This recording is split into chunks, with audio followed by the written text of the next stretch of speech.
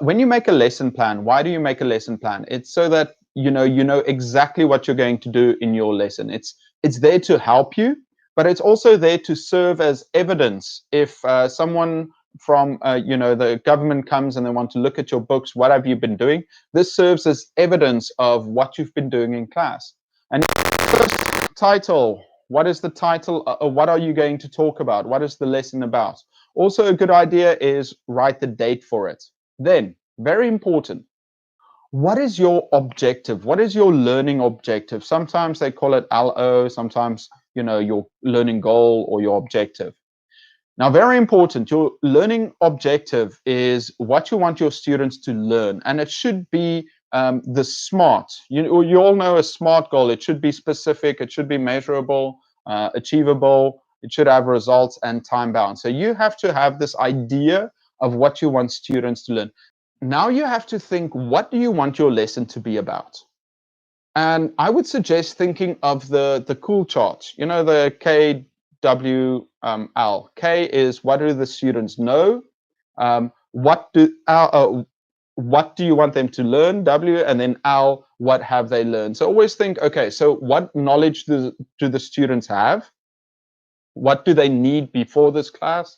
What do you want them to learn during this class? And what do you want to learn in the future? So always have that in mind. Think about what the students need to know and what they will learn in this class and what they will learn in the future. So you know how it goes. Always have that in mind. Many teachers, they start teaching and they just think of these random things. I'm going to do a lesson on this. I'm going to do a lesson on that.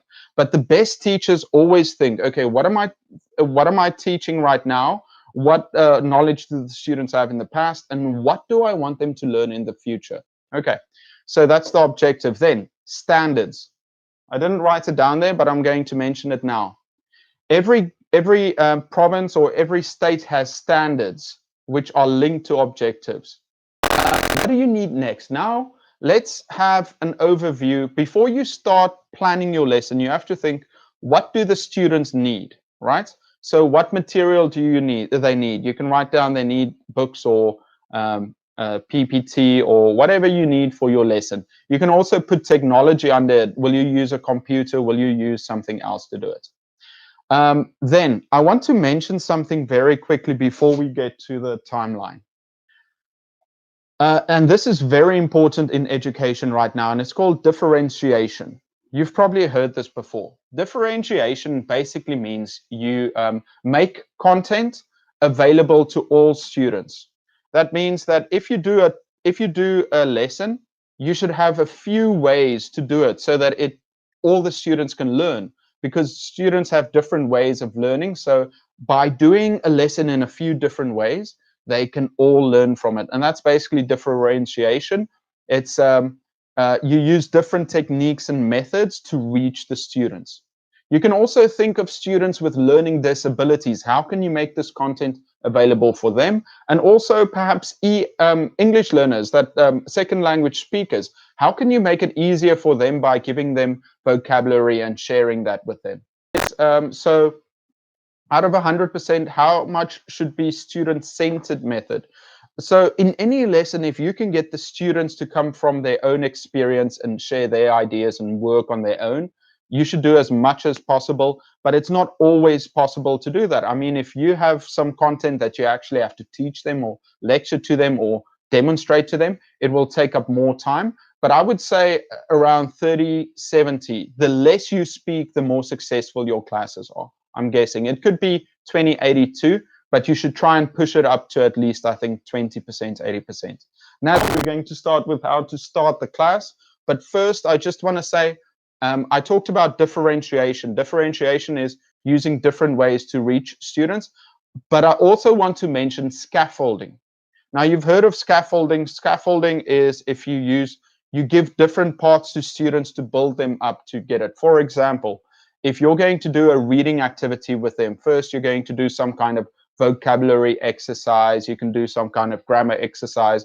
You can give different parts of reading to the students for them to read, and you bring it all together so that they can build up to learn that. Where differentiation might be that you give different types of reading to different students, where you have the lower level students reading something simpler about the same topic, higher level students maybe something different. So differentiation and scaffolding are very similar, but they are a little bit different where, the way that you do it. Okay, just remember, as teaching, we should provide multiple ways, avenues for learning, for the content that you give, the activities that they do, and also the assessment at the end. We jump into timeline. Now, this is the most important for every teacher. It's basically, with your lesson planning, you're going to say, what are you going to do when? And as a teacher, if you have a structure to your class, when you walk inside your class and I'm going to do this, then you feel much more confident and also comfortable in your classroom. So from your very first class, try and work on getting a structure. It's great for you, and it's also good for the students to have that routine too. So really work on that. Okay, so for example, my timeline, I'm going to say there are 5 things. The first one is it's always, your warm-up. How can you start the class and get the students interested in the activity? You can have some kind of, play a fun game, or show them a video, or get them engaged. The first 5 minutes are so important. Hello, Mom. Nice to see you. Yeah, the first 5 minutes are so important to get in there and get their attention, and also prepare them for the rest of the lesson. Many times students just immediately start teaching, and that's a big mistake. Try and get the students settled, try and get them engaged in that. Humans don't just switch on like this. We need some time to warm up, and that's what this is for. So have a warm-up activity, and it can be anything to do with the vocabulary or the learning. You can even engage prior learning. You can say, okay, everyone, let's quickly talk about what we learned last week. Let's split up into groups. I will get something back from you. So whatever you can do to warm them up for what they're about to do in this class. Then the next one, that is now, so you finish the activity, you say, okay, everyone, take a seat. Now, let's start teaching. And this is your teaching part. We talk about student-based learning, but the teacher still, there's still a role for a teacher to lecture and to teach and to talk. The Socratic method. The Socratic method is, asking questions and talking. So you're going to start teaching the material. Remember to ask some questions to make sure that the students are following. And this is your main lecture part. You can also do it through, like I said, presentations or demonstration. You can demonstrate how to do something. If you're a maths or science teacher, you can show something to that and explain it to them. But this is where you teach and you tell them what they need to know. Now, you do that for, I would say, about 15 to 20% of the class, and then you switch to the activity. The activity is where the students practice. They practice and they try and learn and they work together. You can do individual activities, you can do peer activities, group activities, but this is where they take the information that they've learned from you, and they can also, now they have to start using it on their own to practice with. So, Ruba asked, how can we apply our lesson plans for teachers that don't have enough time to teach? And I found this a lot, where the people, your principal and your subject head and your government, they want you to prepare these long lesson plans. But maybe you only have 40 minutes in class or 30 minutes in class. How do you do that then? I think one of the most important things as a teacher is being able to, manage your time, to have better time management. And I think, so let's say, for example, I have 5 things that I do in class. Maybe make it shorter, have a quicker warm up, and then the teaching part is shorter, and then give them more time to practice. Ruba, I think it's just about, you don't have to go exactly to your lesson plan, but take into consideration the time that you have. I think most teachers, give yourself enough time to finish what you want them to learn, and then have a few minutes at the end where you can just check and review. Very important. Comes the assessment, where you can see how the students are doing. This is where you check that they have reached the objective or the standard, and you can do it through, there are 2 types of assessment. What are the two types of assessment? It's formative and summative. Okay, so you've got, you've got your formative and summative.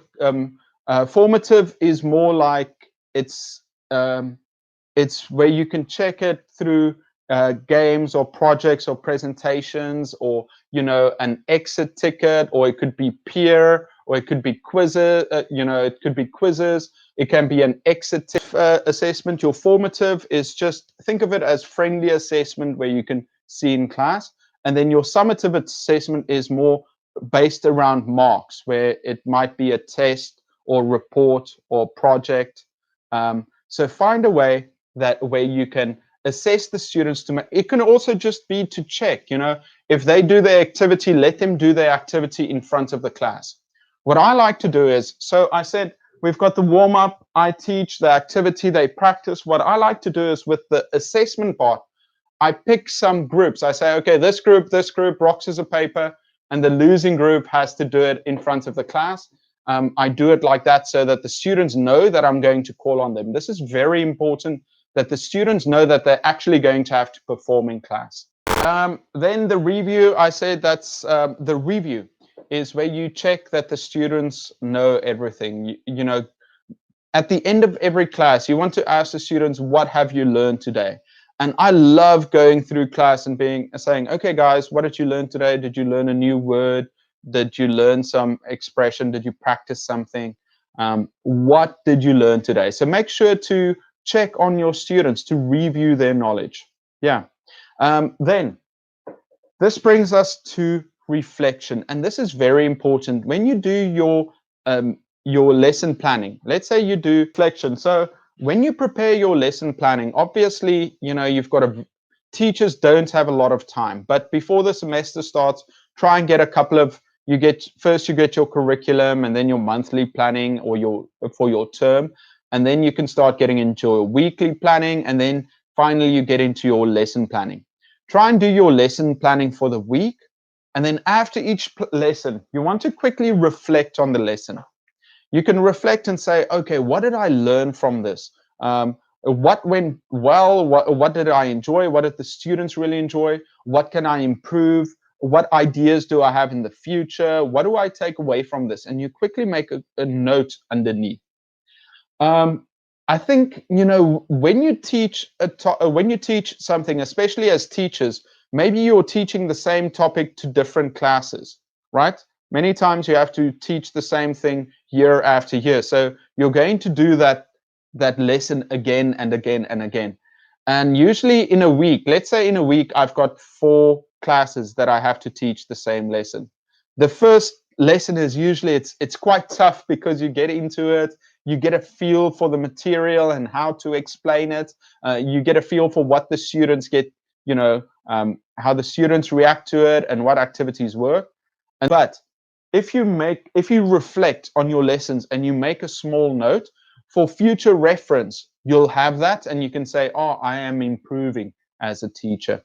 Oftentimes we preach to our students. We say, okay, if you make a mistake, just fix it, and and work at it, make a note of that mistake you make. But even as teachers, we can tell ourselves, oh, okay, I made this mistake. In the future, I should fix it this way. But you're going to forget. If you make a small note in your planning, and the next year you find your planning again and you see that, you're like, oh yeah, I remember, I can do this again. And it also, if your boss is going to look at your lesson planning and they see, wow, this person is trying to improve, this teacher is actually a quality teacher, that they can say that's a sign of a quality teacher, right? Okay, yeah, and what will you reflect on? You can say, did the lesson go on too long?